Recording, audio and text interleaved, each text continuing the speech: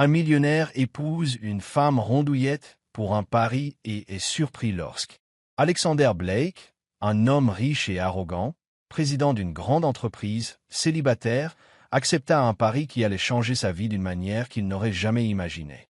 Il avait l'habitude de tout gagner, aussi bien en affaires que dans la vie, et il se délectait de la compétition féroce, se montrant très froid et parfois impitoyable envers ceux qui entravaient ses intérêts. Lors d'une soirée mondaine à New York, son proche ami David lui lança un défi qu'Alexander releva avec enthousiasme. David, l'œil pétillant et un sourire en coin, lança « Alexander, je parie que tu n'oserais jamais épouser une femme qui ne correspond pas à tes critères habituels. » Alexander, connu pour ne fréquenter que des femmes extrêmement belles et convoitées, n'avait jusqu'ici envisagé les relations qu'à la légère. Surpris, il fronça les sourcils et répliqua « Et quel serait le prix à la clé ?» David, levant sa coupe de champagne, répondit avec un rictus « 1 million de dollars pour le gagnant. Mais tu dois l'épouser et rester marié au moins 6 mois. » Emporté par l'excitation du pari et l'appât du gain, Alexander accepta sans hésiter. La femme dont David parlait s'appelait Emma Bennett, une femme qui ne correspondait pas du tout aux normes esthétiques habituelles d'Alexander. Emma était petite, pulpeuse, et à l'opposé de toutes les femmes qu'il avait fréquentées jusque-là. Alexander ne la connaissait pas, mais à ses yeux, elle n'était guère qu'une transaction de plus à négocier. Quelques jours plus tard, Alexander reçut plus de détails sur Emma. Elle était confiante, indépendante et dotée d'une forte volonté, bien loin de toutes les femmes qu'il avait courtisées. Cette description l'intrigua davantage. Il aimait contrôler les choses, et il se demandait comment il gérerait une personne qui ne se plierait pas forcément à ses exigences. Leur première rencontre eut lieu dans un restaurant huppé. Quand Emma arriva, Alexander remarqua aussitôt quelque chose de différent. Elle n'était nullement intimidée ni par le cadre luxueux, ni par lui. Au contraire, son regard brillait d'une assurance inébranlable. « Vous devez être Alexander Blake », lança Emma d'une voix prenant place. « Et je dois être Emma Bennett », répliqua Alexander avec un sourire confiant, lui tendant la main. Emma hésita un instant, puis serra sa main. « Ne tournons pas autour du pot », enchaîna Emma d'un ton direct. « Je sais pourquoi nous sommes là. Je suis au courant du pari, des conditions et des enjeux. » Alexander, surpris par sa franchise, resta néanmoins impassible. « Mais tu as tout de même accepté ce rendez-vous » dit-il, curieux de connaître ses motivations. Emma marqua une pause avant de répondre. « Disons simplement que j'ai mes raisons. Je ne suis pas naïve, Alexander. 6 mois, ça peut paraître court, mais beaucoup de choses peuvent changer en si peu de temps. Si tu crois pouvoir me manipuler ou me contrôler, tu fais erreur. » Alexander eut un sourire. Emma se révélait bien plus coriace qu'il ne l'avait envisagé, ce qui la rendait d'autant plus intéressante. N'oubliez pas de liker, de vous abonner et d'activer la cloche pour ne pas manquer les prochaines vidéos. Les jours passèrent, et Alexander cogitait déjà sur la manière de mener la suite. Il avait l'habitude de séduire de superbes femmes prêtes à lui tomber dans les bras. Mais, cette fois, il faisait face à quelqu'un qui avait son propre jeu. Leur deuxième rendez-vous eut lieu dans un café tout simple, loin des endroits glamour qu'affectionnait Alexander. Emma avait choisi l'endroit, et par curiosité, il avait accepté. Il voulait la comprendre pourquoi elle avait accepté ce mariage qui semblait n'être qu'une comédie temporaire. En arrivant, Alexander la trouva installée, en train de siroter un thé, le regard paisible. Elle l'accueillit plus cordialement que la première fois, mais son assurance n'avait pas faibli. « Je croyais que tu aimais les restaurants 5 étoiles, » plaisanta Emma lorsqu'Alexander s'assit. « Parfois, c'est agréable de rompre avec ses habitudes, » rétorqua-t-il, tâchant de paraître à l'aise malgré un léger décalage qu'il ressentait. Ils discutèrent de tout et de rien avant qu'Emma n'entre dans le vif du sujet. « Si nous devons faire ça, je veux mettre certaines choses au clair, » annonça-t-elle en reposant sa tasse. « Je me fiche de ton argent ou de ton train de vie. 6 mois, c'est 6 mois, et je compte repartir comme je suis venu. » Alexander L. observa. Perseverant essay, sincerite. Emma n'était pas du genre à voir dans le mariage un ticket pour la richesse ou la reconnaissance sociale. « Alors, Emma, qu'est-ce que tu veux » demanda-t-il, réellement intrigué.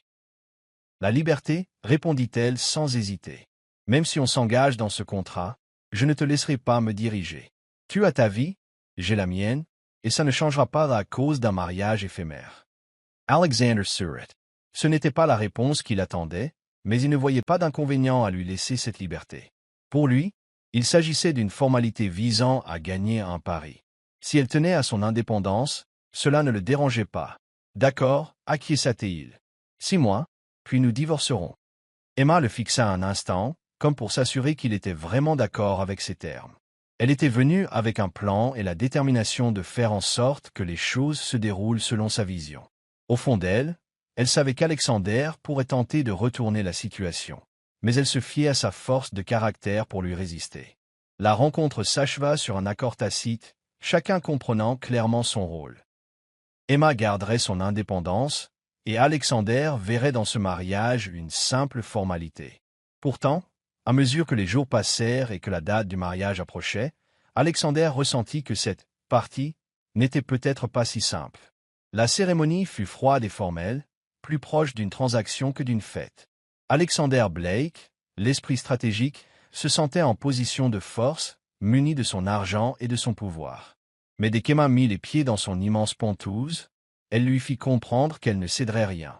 Son attitude resta distante, et son regard ressemblait davantage à un défi qu'à de l'admiration. 6 mois, Alexander, pas un jour de plus, proclama-t-elle, se dirigeant vers l'une des grandes baies vitrées, insensible à l'opulence qui l'entourait. Alexander, un sourire au coin des lèvres, était habitué à faire face à des résistances initiales. Il connaissait le jeu du pouvoir et du contrôle. Puisqu'Emma persistait à tenir sa position, Alexander entreprit de manipuler les emplois du temps, de créer des situations pour la faire attendre ou la déstabiliser. Sauf qu'Emma restait de marbre. Elle demeurait inébranlable, alimentant chez Alexander une envie encore plus forte de la faire craquer. Très vite, leur relation se transforma en champ de mine. De petites piques fusaient dans la moindre conversation anodine, et Emma les esquivait toujours avec des réparties tranchantes. Au fil des jours, Alexander se trouva de plus en plus déstabilisé. Son pouvoir, qu'il croyait infaillible, s'effritait face à l'assurance d'Emma. Plutôt que de reculer, il décida de resserrer son emprise, cherchant à l'isoler. Il coupa ses contacts, bloqua des opportunités professionnelles, sabota des événements importants pour la rendre dépendante. Mais Emma ne se laissa pas impressionner. Chaque revers la poussait à se battre davantage. Peu à peu, Alexander réalisa que son attirance pour Emma dépassait le simple cadre du pari. Il admirait sa ténacité, ressentait à son égard quelque chose qu'il n'arrivait pas à définir. Emma n'était pas juste un adversaire ou un pion dans un jeu, elle l'attirait sincèrement. Un soir, après une violente dispute, Alexander se retrouva seul dans le salon, le regard perdu sur la ville illuminée. Ce spectacle qui autrefois le rassurait lui paraissait soudain vide. Il se souvint des paroles de son ami David. « Tu commences à tenir à elle, hein ?» Alexander tenta de sourire pour nier, mais il ne pouvait plus se voiler la face. Cette nuit-là, après avoir bu quelques verres avec David, il rentra aux Pentouses, décidé à se rappeler que ce n'était qu'un simple contrat. Pourtant, à peine arrivé, il aperçut Emma assise sur le canapé, plongée dans un livre, comme si sa présence n'avait pas d'importance. « On peut parler ?» hasarda Alexander, brisant le silence qui s'était installé entre eux depuis un moment. Il peinait à la comprendre. « Je sais que tu as tes secrets, Emma, poursuivit-il, la voix tendue.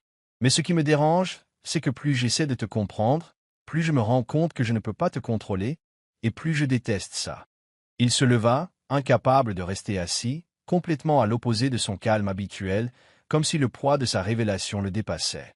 Emma resta imperturbable, elle observant minutieusement. Elle se leva lentement et s'approcha de lui, s'arrêtant à quelques centimètres de son visage. Alexander sentit son cœur s'emballer. Alexander, commença-t-elle d'une voix douce et posée. Tout ça, ce n'est pas une question de contrôle. Le simple fait qu'elle puisse l'atteindre à ce point l'effrayait. Les 6 mois de mariage touchaient à leur fin, mais pour Alexander Blake, chaque jour paraissait un supplice. Il dormait mal, rongé par un mal-être qui lui retournait l'estomac. Emma était devenue une énigme, pas seulement la femme qu'il avait épousée sur un pari, mais aussi un mystère sur sa propre identité à lui, un chiffre qu'il voulait déchiffrer à tout prix. « Ce n'est plus un jeu, lâcha-t-il, la voix pleine d'angoisse. Tu dois me dire la vérité. » Emma soupira, se levant pour lui faire face. Ses yeux, d'ordinaire calmes et réfléchis, brillaient d'une émotion que Alexander ne parvenait pas à identifier. Quelque chose de sombre, de furieux, d'étranger. La vérité, Alexander, répéta-t-elle avec un sourire amer en croisant les bras. Tu la veux vraiment? Il acquiesça sans hésiter, même si la tension devenait presque insupportable à chaque seconde écoulée. Il se préparait à entendre n'importe quelle réponse, mais il était loin d'imaginer la révélation. Tout, souffla Emma, la voix brisée, les larmes lui montant aux yeux. Tout ça a conduit à sa mort. Mon père s'est suicidé à cause de ton empire. Tu as réussi, coûte que coûte. Ces mots résonnèrent comme un coup de poing dans la poitrine d'Alexander. Il resta figé, tandis que des souvenirs fragmentés réémergeaient lentement. Il se rappela ses innombrables contrats, ses accords passés, ses vies broyées par son obsession de la victoire. Les visages des gens qu'il avait blessés se confondaient, perdus au milieu des innombrables entreprises qu'il avait écrasées pour gravir les échelons. Il s'était toujours cru en pleine maîtrise, certain de tout gagner. Mais désormais, les rôles s'inversaient, il se retrouvait la cible, et Emma tenait les rênes. « Emma !» articula Alexander d'une voix faible et tremblante. « Je ne savais pas. Je ne savais pas que tu es. »« Non, Alexander, tu ne savais pas, » coupa Emma en s'approchant, leur visage à présent face à face. « Parce que tu ne t'es jamais soucié de savoir. Tu as détruit la vie de quelqu'un sans te soucier des conséquences. Je ne suis pas là pour te détruire à mon tour, mais pour que tu n'oublies jamais. » Sans lui laisser le temps d'assimiler, elle tourna les talons et s'éloigna, le laissant seul. L'atmosphère du Penthouse devint étouffante, chargée de culpabilité. Alexander demeura pétrifié, son monde s'écroulant autour de lui, son arrogance habituelle anéantie par la honte et la perte. Il aurait voulu la retenir, s'excuser, expliquer l'inexplicable, mais aucun mot ne parvenait à franchir ses lèvres. Comment justifier une telle cruauté irréparable? Le silence glacial d'Emma, qu'il avait commencé à chérir, le blessait profondément. Lui, habitué à dominer, se retrouvait impuissant, condamné au silence et au mépris de celle qui ne voulait pas perdre.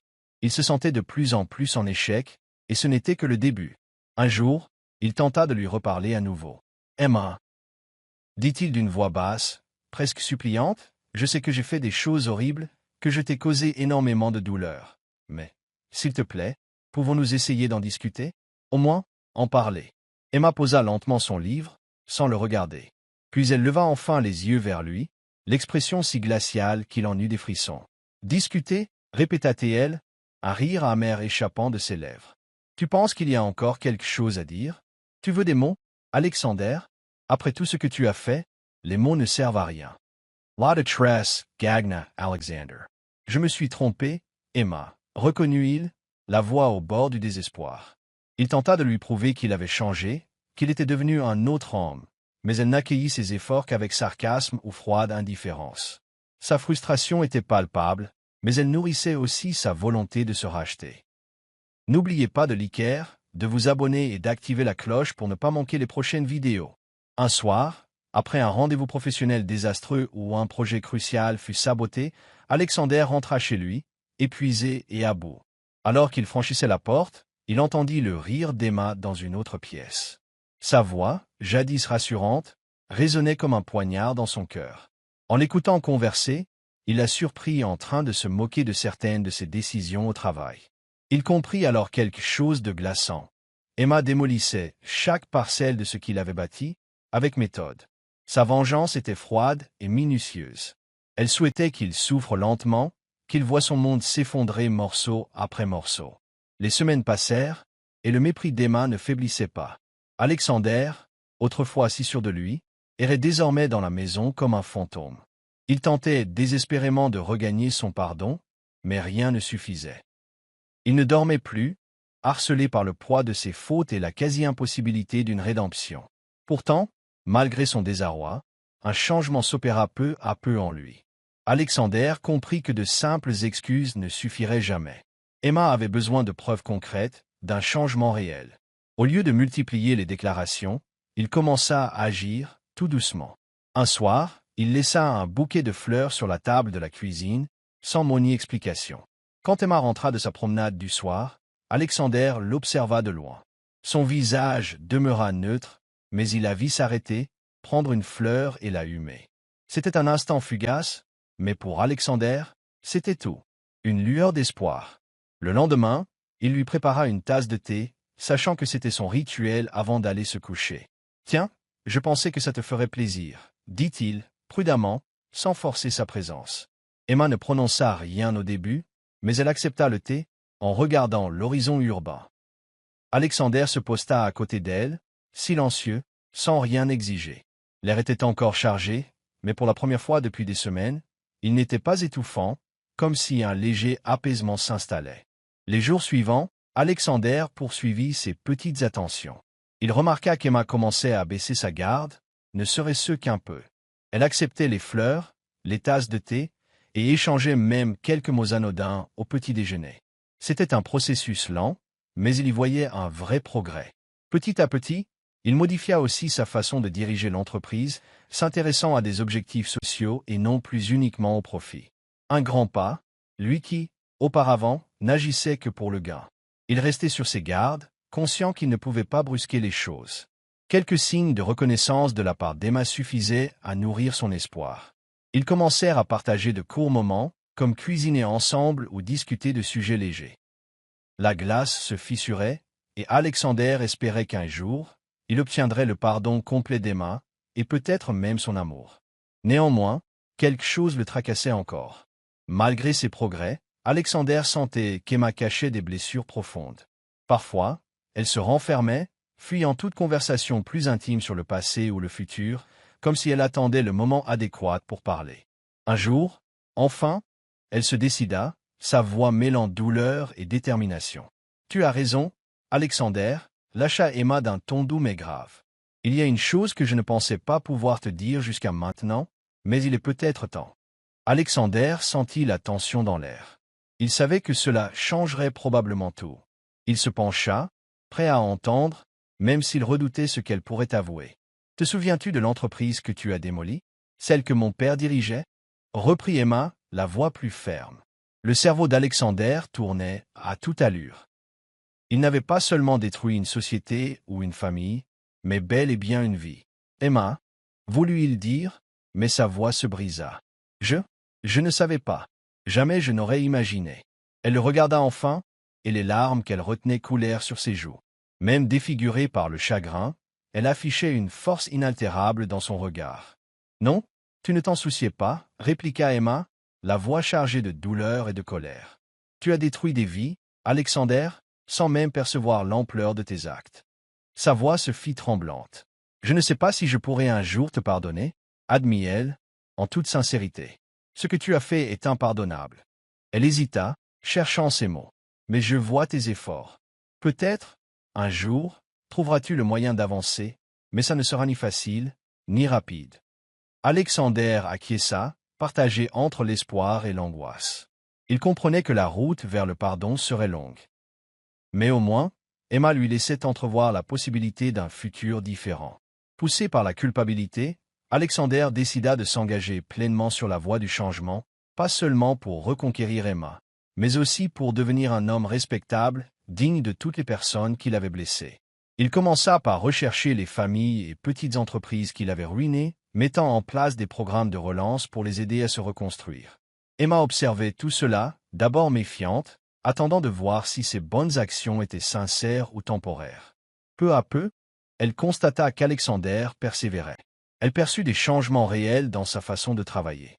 Ses doutes diminuèrent, et un sentiment inattendu, mélange de respect et d'admiration, naquit en elle. Le contrat de mariage de 6 mois arrivait à son terme.